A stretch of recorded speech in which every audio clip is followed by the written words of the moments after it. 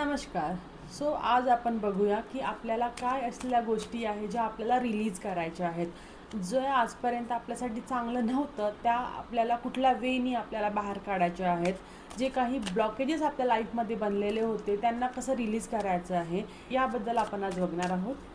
त्यासाठी काय गायडन्स राहील आहे, आपल्याला आपल्या कुठल्या एरियावर वर्क करावं लागेल.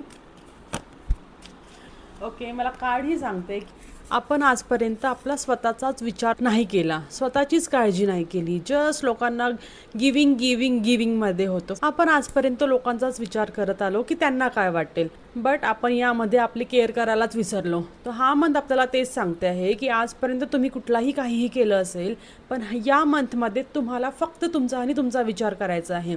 तुमची काळजी कशी घ्यायची आहे यावर विचार करायचा आहे. तुम्हाला फक्त तुमची काळजी घ्यायची आहे. स्वतःला खूप जास्त तुम्ही पॉझिटिव्ह ठेवायचं आहे. त्यासाठी तुम्ही आपल्याला माहितीच असते की आपण पाहायला जाऊ शकतो, कुठे फिरायला जाऊ शकतो, काही छोटी मोठी शॉपिंग करायला जाऊ शकतो. ज्या वेनी आपण स्वतः खुश राहू याकडे तुम्हाला या मंथमध्ये लक्ष द्यायचं आहे. कारण आजपर्यंत हे सर्व ब्लॉकेजेस बनले होते की आपण स्वतःला टाईम देऊ शकलो नाही, म्हणून या सर्व गोष्टी फेस करत आहोत.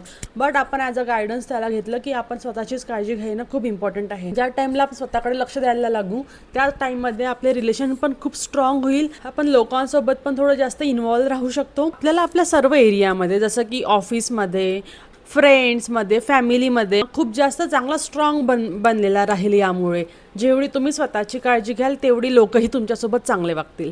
सो या मंथमध्ये तुम्ही तुमची काळजी घ्या आणि फॉलो करायला विसरू नका.